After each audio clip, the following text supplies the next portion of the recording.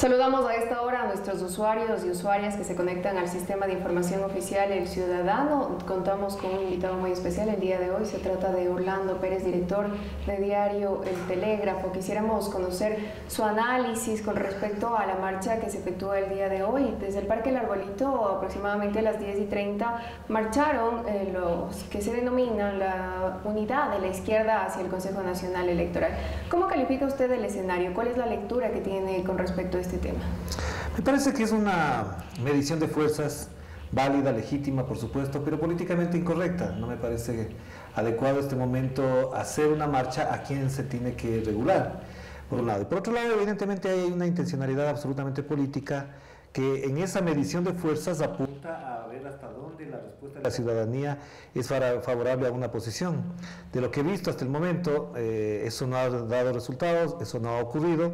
La situación es una típica expresión política tibia y creo que a la larga también revela el resultado de algo que está pasando en el fondo de esto. Es decir, esos movimientos están alentados por los medios de comunicación para protagonizar, exhibir, generar aparentes procesos de oposición al gobierno que no han dado resultados. Es decir, no se puede forzar a la realidad a que dé lo que no da la realidad. Es decir, todo lo que se opone y todos los sectores que se oponen al presidente Rafael Correa, al proceso de cambio, al proceso de revolución ciudadana, tiene cabida en los medios mercantilistas. Hemos visto que, por ejemplo, el MPD, Pachacuti y Galberto Acosta han estado prácticamente copando los noticieros, prácticamente copando las portadas de los periódicos privados. ¿Cómo analizar ese tema? Precisamente por lo que tú dices, todo aquel que se oponga a Correa tiene espacio gratuito y extendido en los medios de comunicación. Lamentablemente yo no creo que sea bueno ni malo que tengan espacio. El problema es la actitud dentro de esos medios de comunicación. No es una actitud crítica, no es una actitud que harían con cualquier ministro del gobierno en este momento o con alguien que no esté a favor de ellos.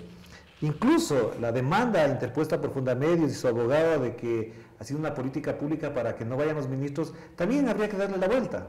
¿Por qué otros actores sociales, gente que pensamos que tenemos opiniones, no tenemos espacio en esos medios? Ecoavisa, por ejemplo, hasta ahora no nos responde a un pedido de réplica que tuvimos frente a una acusación fatal, perversa del señor Galo Lara, y hasta ahora no nos responde. Es decir, ellos están reclamando la presencia de gente que debería estar, porque han bajado el rating además, sin la presencia de actores políticos del gobierno han bajado el rating, y cuando hay reclamos justos, como es en el caso del diario El Telégrafo, para hablar de esos temas, como por ejemplo para hablar de que el señor Salvador Quispe nos interpuso un juicio por $5 millones, no tenemos ningún espacio y no se comunica absolutamente nada. ¿Eso qué refleja? La perplejidad con la que están actuando incluso para abordar la realidad de este país. Es decir, la prensa que se llama independiente, que supuestamente ejerce su labor de forma imparcial, tiene ciertas exclusividades a la hora de elegir a sus entrevistados. Y deja por fuera a muchas personas y a muchos actores y a muchos pensamientos y a muchas ideas que merecen ser abordadas y conocidas por la ciudadanía. ¿Qué debemos entender ahora con la unidad de la izquierda, con la construcción de un supuesto frente popular? ¿Qué se deja de velado tras esta supuesta unidad? ¿Intereses personales? Yo creo que hay una legítima oposición, es una legítima participación política, pero que tiene un defecto enorme. Esos mismos actores políticos que ahora reclaman legitimidad, participación y que se creen prevalidos de una autoridad política para hablar, yo no creo que hubiesen llegado a los sectores a ganar elecciones si no hubiesen tenido el liderazgo que el presidente Rafael Correa impuso en una elección que, si la regresamos para atrás, en el año 2006, no tenía visos de ganar si no era con un líder como el que apareció en ese momento, que se llama Rafael Correa. Por otro lado, están convirtiendo a la constitución política del Estado en un fetiche. Ahora todo se resuelve con la Constitución. Se hace política con la Constitución, se hace leyes solo a base de la Constitución, y digo políticamente, no digo que jurídicamente no se debe hacer, pero todo parece que se resuelve con la Constitución. Si fuese así, ¿por qué los señores de Pachacuti que están en la Asamblea no aprueban la ley de comunicación que ordena la Constitución? Entonces, por eso digo que ahora utilizan la Constitución como un fetiche. Y eso políticamente tiene sus consecuencias, tiene sus impactos y tiene sus efectos en la política real del país. Muchos de los que se declaran ahora opositores o portadores de las soluciones para las problemáticas del país formaron parte del gobierno de Rafael Correa. ¿Por qué fueron separados? ¿Por su incapacidad o por tener ideas diferentes? Yo creo que porque tienen dos actitudes. La una es, si no hacen lo que yo pienso, me voy, y la otra porque no tienen una congruencia política entre su hacer y su decir. En la segunda parte, yo creo que la congruencia también tiene que ver con que los procesos políticos no dependen de un gobierno, no dependen de una persona, no dependen solamente de tener o no mayoría en la Asamblea Nacional. Los procesos políticos reales de transformación ocurren en la sociedad. Y en la sociedad esos sectores y esos actores políticos no han hecho absolutamente nada. Es decir, no vemos transformaciones en el campo de la educación, en el campo de la salud, en el campo de los movimientos sociales. ¿Qué ha pasado con el movimiento social ecuatoriano? Si ellos se creen prevalidos de que ahí está su bandera fundamental, no vemos movilización social contra la delincuencia, no vemos movilización social contra el abuso de la empresa privada, contra los actos, digamos, contra la naturaleza que provocan mineros ilegales que son auspiciados en cierto momento por determinadas prefecturas o municipios que también son de izquierda, por ejemplo, y no vemos movilización ahí. Entonces, por lo tanto, creo que esa incongruencia es la que les lleva a no solamente haber salido del gobierno, sino a que constantemente el Estado sea el objeto de o el blanco de sus críticas. Cuando ellos sean Estado, quiero ver cómo lo van a administrar. Precisamente estos sectores denominados de izquierda radical, que en la práctica son socialdemócratas o que responden a un centralismo democrático, dicen que se sienten amenazados por las intenciones del actual presidente. Incluso Alberto Acosta no ha dudado en tildar al primer mandatario como aprendiz de dictador. ¿Es Alberto Acosta la figura que debe llegar a la presidencia de la República? ¿Cuál es su lectura cuando ve a este personaje tomado de la mano de Lourdes Tibán, por ejemplo? A ver, yo creo que Alberto Acosta es un personaje de mucho respeto político e intelectual. Me parece que es un personaje que ha crecido políticamente con buenos argumentos, con muy buenas formación incluso política, pero que ahora, inscrito en la política real, en el debate político, acude también a las prácticas que critica, o sea, tachar al otro, a su adversario político, con calificativos que él dice que no se deben hacer desde el otro lado, primera cosa. Segunda cosa, me parece que él está en este momento traicionando algunas cosas con las cuales debió haber pactado antes de realizar estos acuerdos políticos. Por ejemplo, él habla de que nunca más, si él es presidente, habrá cadenas nacionales. Pero él fue uno de los principales gestores, digamos, de esta política de lucha contra el abuso de los medios de comunicación. Él es el principal propugnador, con otros dirigentes, de que existan medios públicos, y ahora nos tacha a todos de gubernamentales, no nos da entrevistas, no nos atiende. Es decir, sí va al Coavisa, pero no va al Telégrafo. Y esas cosas traicionan no a una organización, a un partido, traicionan principios fundamentales que están en juego. Y por último, creo que si se lanza a la arena política, si está en el terreno electoral, ahí hay unas condiciones básicas que todo candidato tiene que plantear. No mentir al electorado, no ofrecer lo que no puede. Y por ejemplo, él ha dicho que van a devolver a los empleados que han renunciado. Y los que están ahora, ¿qué va a pasar con ellos? Los va a votar. Que no va a hacer concesiones mineras. Él hizo de ministro de Energía, hizo concesiones mineras cuando tenía que ejercer la función pública. ¿Tendrá que reprimir cuando hay una manifestación que rodee su palacio? ¿Tendrá que reprimir? Pues sospecho que sí. Y frente a eso creo que hay que ser muy congruente. Por lo tanto digo, a pesar de que respeto su valía intelectual y política, creo que entrado al terreno de lo real, de lo práctico, de hacer la política, se confunde entre el querer y el poder. Ahora, el MPD, por ejemplo, y Pachacuti, que aparentemente son organizaciones más formadas, que tienen mayor formación de base en sus cuadros inclusive, ¿qué le corresponde hacer al Movimiento País para alcanzar mayor organización dentro de sus filas? Yo creo que la disputa política no está ni siquiera en las elecciones. Generalmente la disputa política real está en otros niveles. Y uno de los fundamentales creo que es el movimiento social. Hay que organizar más. Yo creo que el movimiento País tiene un déficit que es el de aglutinar a más sectores, de sumar más fuerzas, de incorporar a gente que está de acuerdo con los cambios, con las transformaciones, aunque diga de este modo o del otro. Y por otro lado también me parece que hay que crear mejores condiciones incluso para la participación de la gente. Creo que la participación de la gente todavía parecería que se apunta en la medida en que hay un cierto clientelismo del lado que venga, puede ser del Estado, del gobierno, de la empresa privada, etc. Yo creo que hay que concienciar a la gente de que la participación es una obligación y es un derecho fundamental. Y ahí creo que el trabajo pedagógico, político, de la militancia es súper importante. El Movimiento País ha hecho muchísimo, por supuesto, creo que ha hecho bastante. Es la organización más grande de política en este momento en el país, Pero creo que frente a los retos, no del gobierno, no del Estado, sino de la sociedad, todavía hay mucho que hacer. A propósito de crear conciencia política, ¿cómo mira usted la campaña emprendida por la Federación de Estudiantes Universitarios del Ecuador, que hacen un llamado precisamente a los estudiantes, van a las aulas para decirles que no firmen por el Movimiento Popular Democrático, que a su criterio hizo mucho daño a la educación, no solamente superior, sino también secundaria?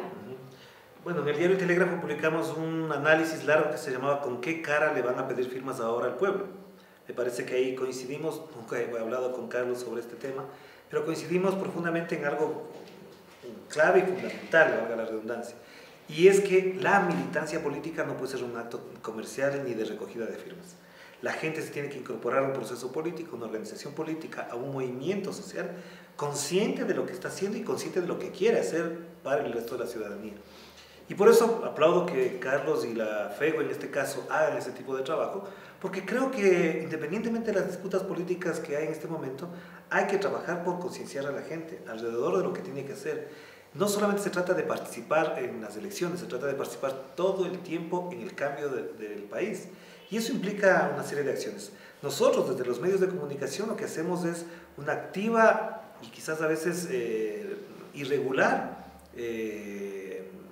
análisis de lo que pasa en el país, pero sobre todo creo que tenemos ahora una mejor conexión con la sociedad a través de las redes sociales, etcétera, pero que todavía nos falta.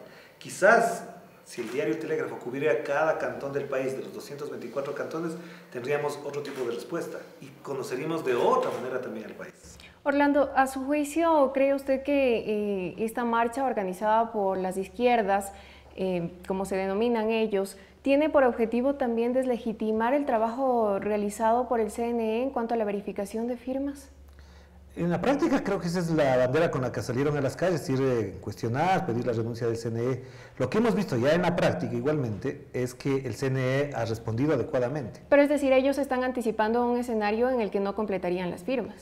Y además quizás sembrando el terreno para deslegitimar al futuro ganador de las elecciones, sea quien sea él. Es decir, si gana Rafael Correa o gana otra persona que no sean ellos, evidentemente dirán que eso fue producto de un fraude que se vino trabajando y lo han ido sustentando, que me parece que es la práctica del MPD, no solamente en las elecciones presidenciales. Cuando éramos estudiantes universitarios también hacían lo mismo, y ahí con más descaro todavía, se robaban las urnas, asaltaban el evento electoral en general. Así es una práctica que es típica del MPD. Entonces, ¿para qué debemos estar preparados? ¿A qué escenario nos vamos a enfrentar? Yo creo que se avecina un escenario muy tenso, con una tensión por dos vías. La una, la mediática, la que ya están ejerciendo los medios de comunicación privados, comerciales, que solamente ven para un lado de la realidad, y la otra política en la medida en que va a haber confrontación, la búsqueda de violencia. Me parece que va a haber una suma de acciones y de discursos que deslegitimen todo lo que ha pasado en los 5 años. Yo creo que hay un tema de fondo, y es que ese famoso consenso post-neoliberal que están planteando izquierdas como derechas es lo más perverso que le puede pasar al Ecuador. Es decir, deslegitimar al Estado, deslegitimar lo público para decir nosotros venimos ahora a sustentar en la derecha hacia el mercado y en la izquierda quizás hacia un movimiento que no tiene ni siquiera muy claro el programa político y de gobierno que han planteado. Yo no he escuchado hasta ahora, por ejemplo, qué han dicho de los medios públicos, qué han dicho de las políticas públicas, qué han dicho de la inversión pública, qué han dicho de lo que se ha ido acumulando y sumando en estos días. Por lo tanto, en esas dos tensiones que van a ocurrir en este país, creo que sí es importante también las dos cosas, mostrar toda la realidad a través de todos los medios, verificando y constatando y registrando también lo que va pasando, y la otra, sustentar un discurso mucho más agresivo de lo que ha ganado este país y de lo que puede perder. No puede ser que nos venga un señor Gutiérrez a decir que van a devolver o van a abrir las universidades cerradas por mediocres que son. Eso me parece terrible para los estudiantes, para la educación, para el país en general. Y al mismo tiempo que se denuncie, se registre, creo que hay que generar mucha opinión, mucho debate, reflexión con argumentos, no solamente desde el discurso y la denuncia. Y sin lugar a dudas ahí tendrán un papel fundamental que cumplir los medios públicos, como por ejemplo el Telégrafo. Quisiera cambiar de tema.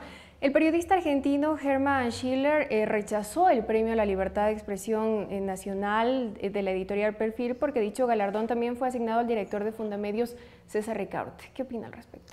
Yo celebro que Hermann Schiller haga esto. No es un periodista desconocido, quizás en los medios privados y comerciales no se lo conoce porque jamás le darán espacio ahí, Celebro, le he enviado una carta, le he agradecido porque su postura es lo más altiva, lo más soberana, lo más digna desde el oficio del periodismo. Me parece que lo que él hace, además, denuncia la calidad moral y profesional del señor César Ricaurte, a quien no tengo ningún empacho en decirle que ha defraudado y ha traicionado los principios de nosotros los periodistas, con su organización, con su participación y con sus financiamientos sobre todo. Y eso lo quiero dejar muy claro. Él es un traidor de los periodistas que luchamos por un periodismo público, por un periodismo responsable, y ahora está entregado a las grandes causas de los empresarios de la comunicación. Schiller, además de su carta, menciona algo que, eso sí, digo que pecábamos de ignorantes, que uno de los premiados era Julian Assange. Resulta que cuando ya Julian Assange está en otras circunstancias, ya no recibe este premio que está recibiendo César Ricaurte. Bien, me parece muy bien, y creo que esto además pone en su lugar a lo que constituyen ahora estos famosos premios que glosan o hipotecan a un periodista en función de los intereses de las empresas de periodismo. Muchísimas gracias, Orlando, por tus criterios, tus opiniones han sido muy interesantes y por supuesto muy fructíferos para que nuestra gente, nuestros usuarios y usuarias que se conectan a esta hora al sistema de información oficial puedan formarse también su propio criterio. Quisiera concluir leyendo una parte de la carta enviada precisamente por el periodista argentino. Dice: lamento el equívoco, soy un hombre de la izquierda revolucionaria, no puedo compartir galardones con figuras que trabajan para la derecha o son funcionales a la misma. Nos despedimos, hasta la próxima.